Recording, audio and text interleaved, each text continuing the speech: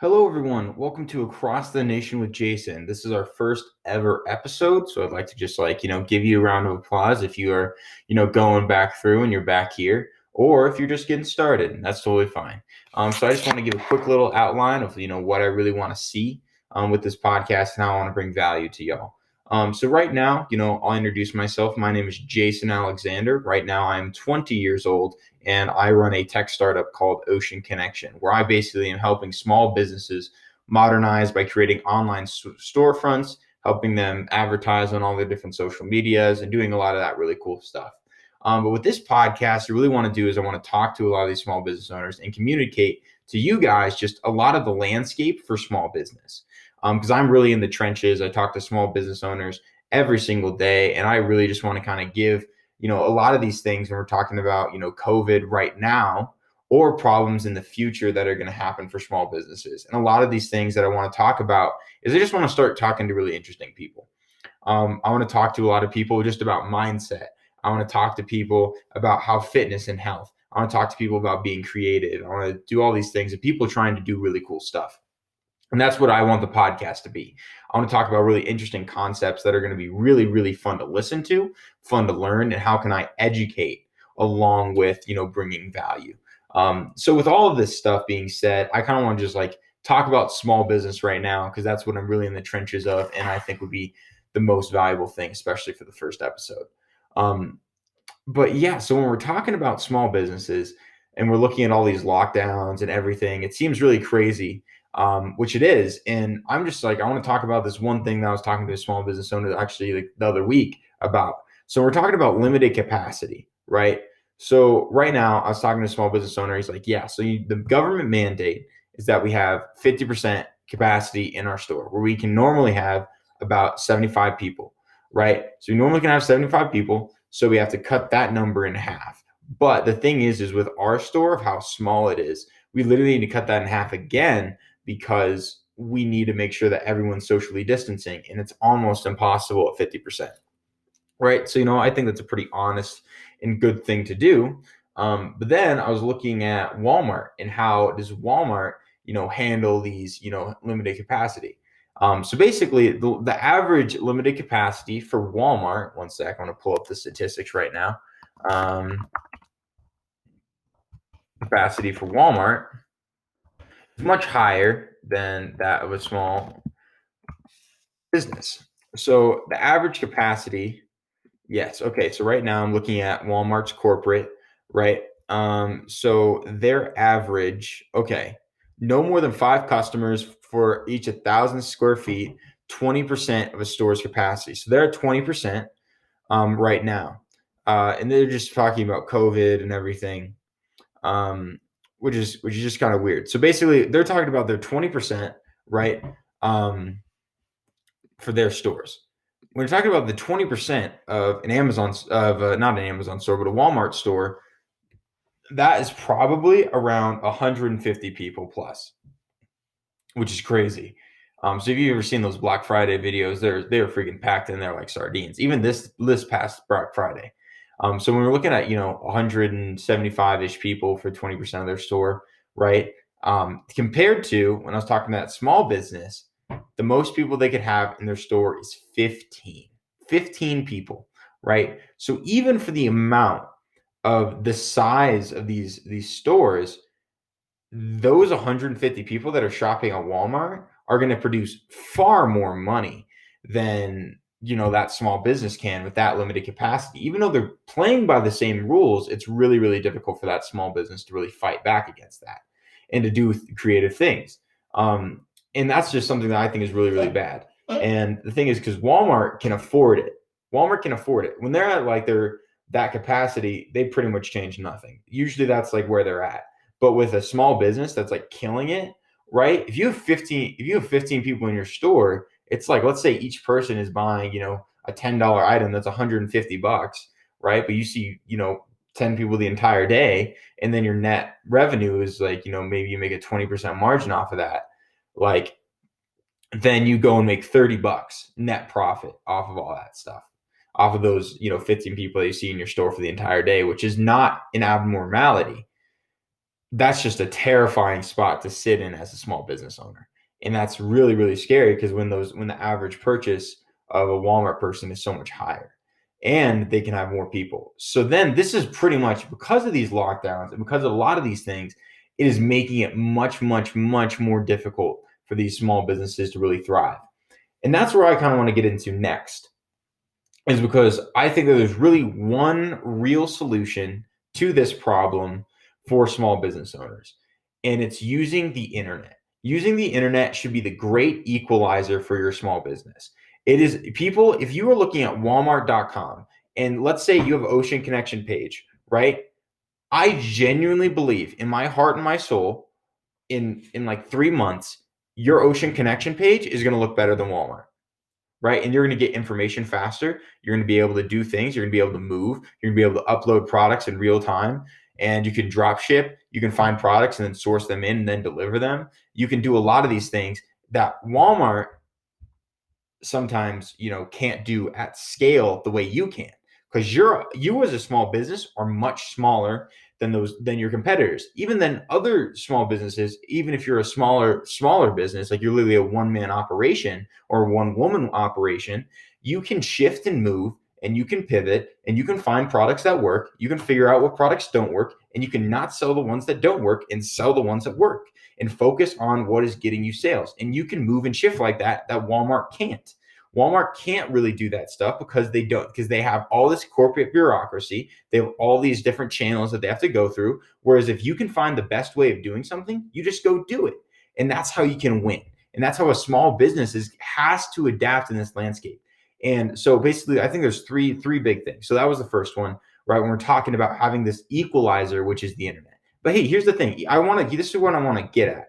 Even if you don't go through Ocean Connection, you can make a pretty sexy website online with just WordPress and drag and drop. You can make a really good looking website that can make you competitive for not very much money already. Right? Yes, I believe in my product and my service and whatever, but I think that even if you don't want to go with me, you should definitely set up a website, because I genuinely think that that's the best way for a small business to win and scale at this exact moment in time.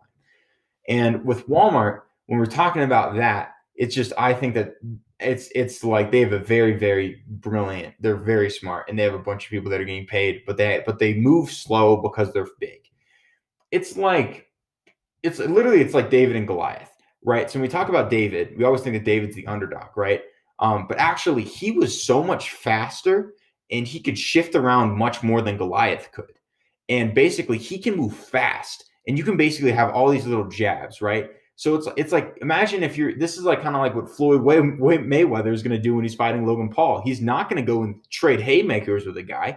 He's going to insert. He's going to jab, jab, jab, right? And then he's going to get out. Then he's going to jab, jab, jab again. Then he's going to get out. Then he's going to jab, jab, jab again, right? And then he's going to set up for that big shot that then he can get, and he can get that. And I think that big shot for these small businesses is going to be online retail, e-commerce. How are you adapting? How are you getting your social channels to drive traffic to your e-commerce store? Every single post needs to lead to that, and every single post needs to bring value to your audience base. And if you don't do that, you're going to fall way, way behind. So then the next really big thing I kind of started talking a little bit about is I think social creation and content creation for a small business is the best way. Because let's look at Walmart's social media posts. They suck. I'm just going to say it flat out. I've never had someone that said, oh, you know what? I'm really glad I follow Walmart on Twitter, right? Or I'm glad I liked Walmart on Facebook, right? The only reason they get those likes is because it's literally people that work there. They just want to pretty much just go and, pat themselves on the back all the time. They're like, oh, I work at Walmart or whatever, right? That's where their audience base is. They aren't bringing value. And as a small business, you should start bringing value. Let's say that you run a bake shop, right? And you sell, cookies, right? You should start producing content that talks about how can you do creative things with the cookies you're already baking. So like I baked cookies the other day. I made peanut butter cookies, right? I like what I would do is I would give ingredient sheets of how you can make really awesome homemade ice cream sandwiches, right? In between these two good cookies that I had, right? And then I'd be doing all this stuff, making content that's really pleasing and value bringing. Like if I'm a small business right now, I'm putting a coupon out on social media like every week, right? And that's what I'm going to do for the companies I set up. I'm basically going to every single week, I'm going to have like Deal Tuesdays, right? Deal Tuesdays where I send out a coupon that's only redeemable that Tuesday and it's online. Everything's online. So all you have to do is you basically have your Facebook post or your Instagram post or your LinkedIn post, right? Or even a freaking TikTok video, right? Where you just say, hey, it's 20% off everything in the Connected Fitness store. All yoga pants are 20% off, right? Or whatever I'm selling, right? And I do this and then I have an immediate call to action and I'm going to drive traffic to that exact place where they just have to press the button once to buy it, right? And that is the goal, because your goal is to just bring value. It's like, hey, we're giving you a deal here, right? I'm giving you this promotion that otherwise you wouldn't have been able to see. And by doing that, you're able to compete against these places that just consistently have, like low prices. I know that sounds stupid, but the thing is, there's such psychology surrounding the buying process that I think is a big edge for small businesses, because it's like, hey, man, like even if you make a higher value product, right, that's a higher quality than a Walmart brand product, right? Like the Great Value brand, you make a higher quality product, you sell it for more, right? You sell it for more money, and then you drop the price even a little bit higher than that of Walmart. You still win. You net win in that situation, because people that like, it. Imagine if you said, hey, 20% off, free shipping and delivery, right? That is sexier than even if the product was cheaper, right? In terms of buying and psychology of purchasing, because of how humans work. And the thing is, it's like you can bring an exponential amount of value to your customer base through these things. And you can make it so it's like, hey, and be like, hey, DM us and we'll shoot you a coupon, right? Shoot us a DM and we'll give you a free whatever, right? Hey, follow us like us on Facebook, right? And we'll send you a free pair of socks or whatever, right?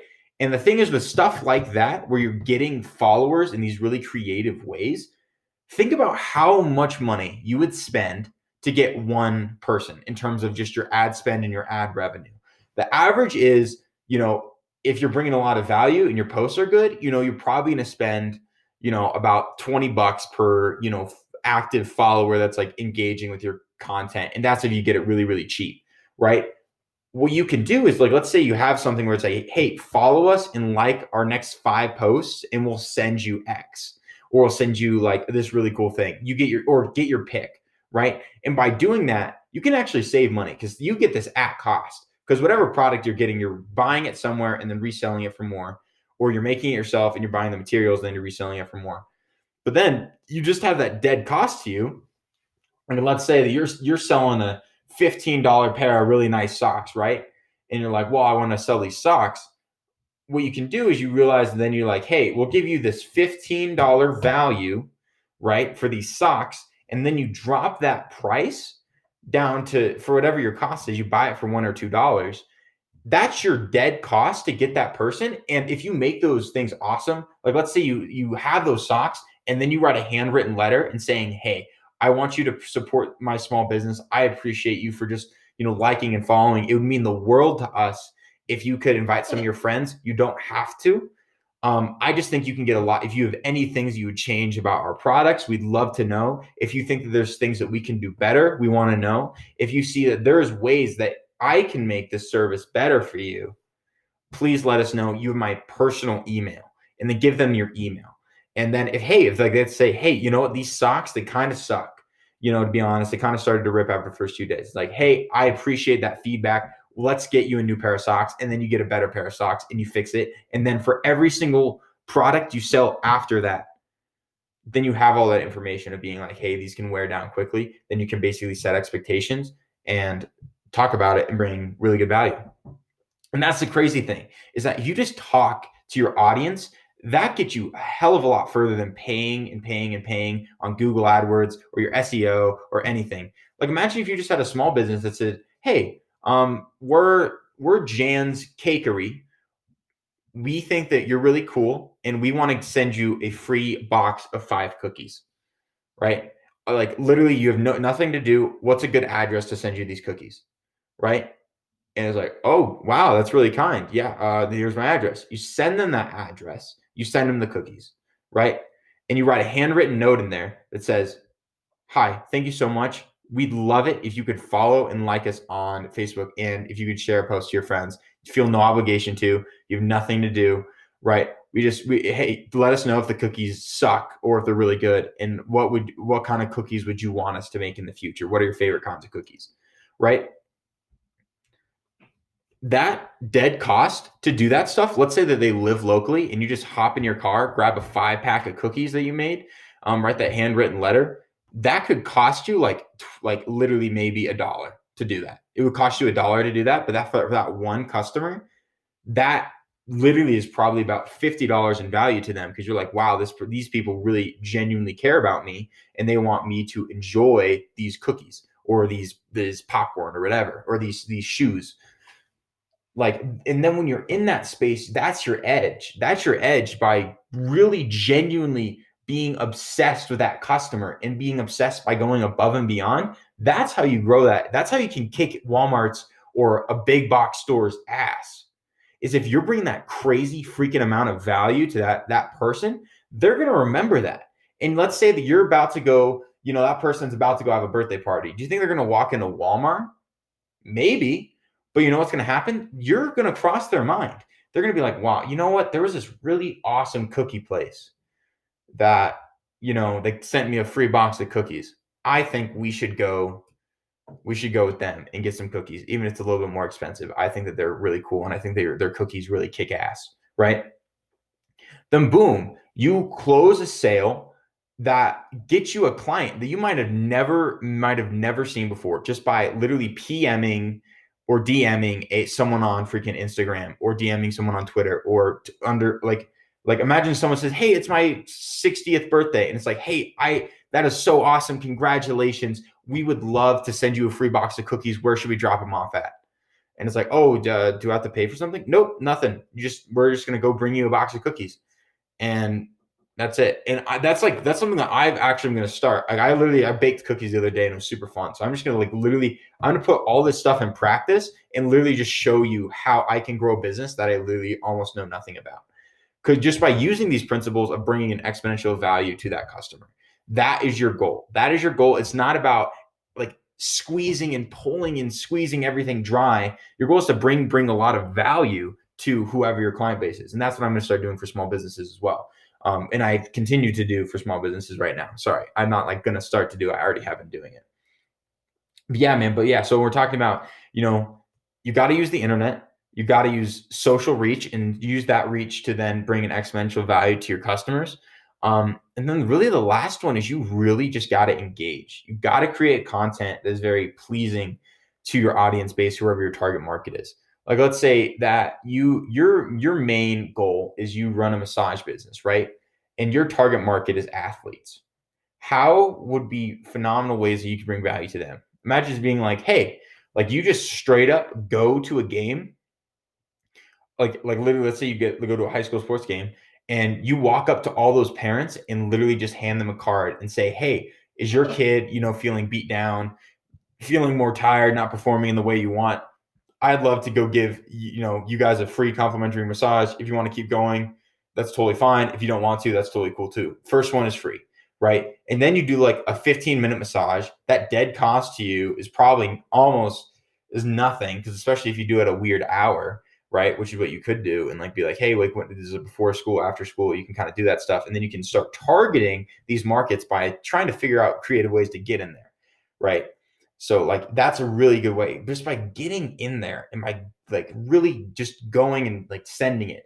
The thing is people might just be like, all right, cool, no, whatever. Then you move on to the next one. Then you're just like, cool, I tried. That is so important, just knowing that you tried.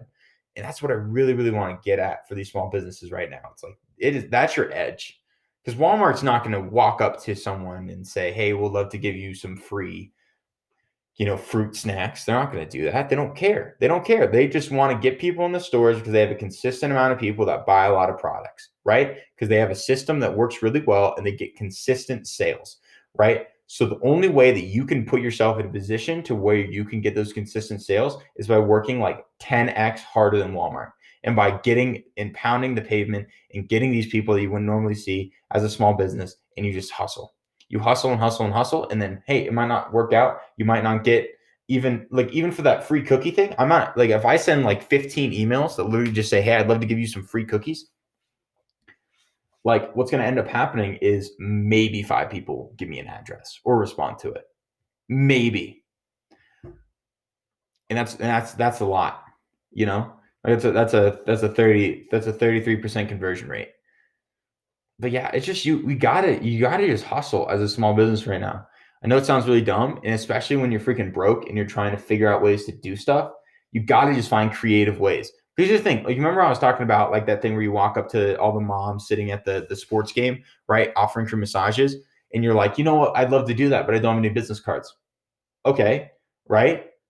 You could literally either A, go write your phone number on people's hands and say, I'm so sorry. I'm really in the early stages of my business right now. I'm really just trying to get a client base. I don't even have business cards yet. All I have is my certification, right?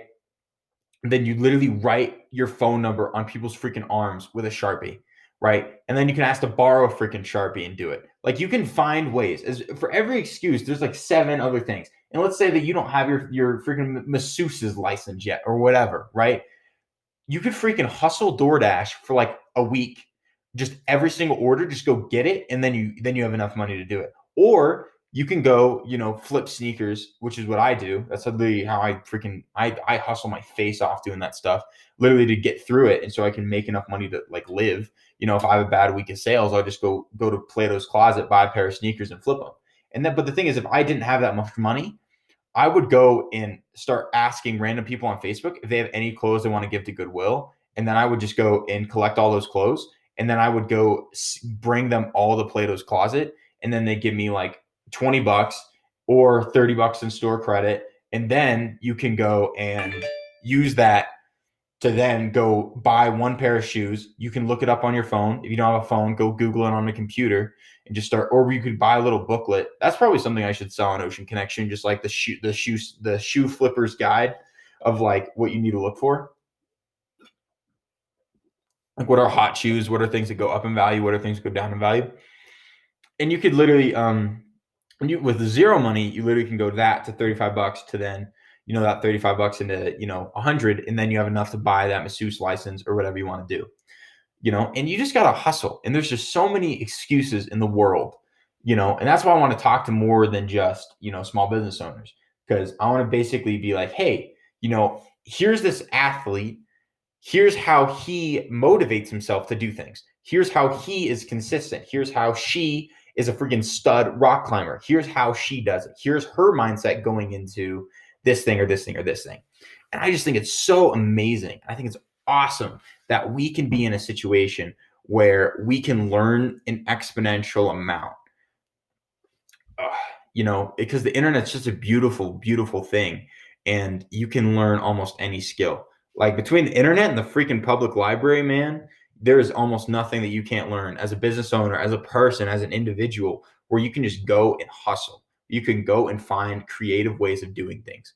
And that's what I really think the edge is. And that's what I really want to do with this podcast is I want to help create a mindset from everyone from a small business owner to a rapper, right, to anyone, about how can you optimize the thing that you want to do? How can you optimize that thing that you kind of are passionate about?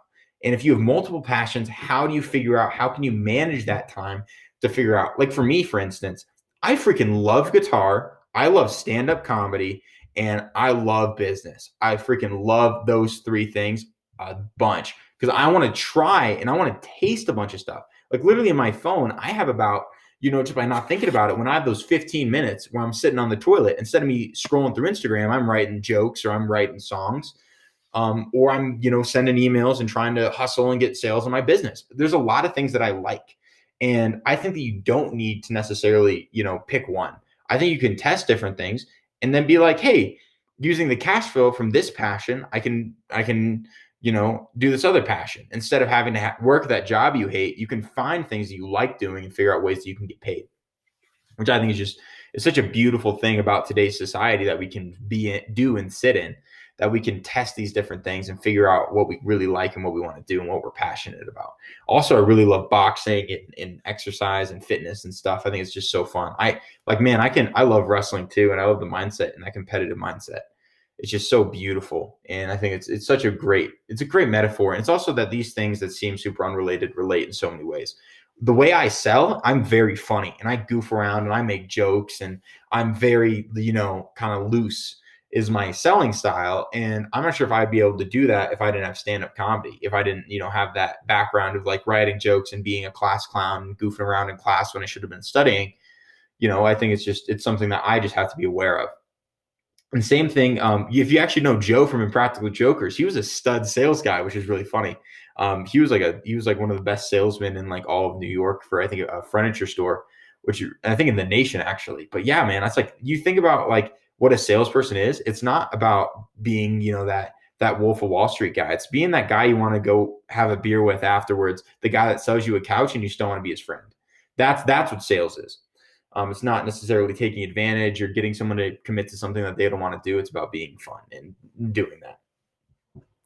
But yeah, guys, this is going to be a kind of shorter podcast, just kind of outlining what I want to try to do with this podcast. And, hopefully I'll get this up and uploaded probably by the end of the day. So I just like to thank everybody for listening to my ramblings. It's not going to just be me talking. My goal is just to try to make, a 30-minute podcast every single day. And try to just keep going and scaling and scaling and scaling. And then on weekends, I'm going to try to do a couple more. So then I just keep talking about these ideas. I definitely need to brainstorm or at least have a whiteboard of topics that I want to cover, or like at least a note card, because I'm still trying to figure this out. Thank you guys for, sticking with me through this whole thing. And let me know some people if you want to have people on the podcast who I should go talk to. I'd love to, hear any suggestions that you guys might have, people that would be interesting, and all that stuff. So I appreciate it, everyone. Thank you so much for listening to Across the Nation with Jason, and have a great rest of your week.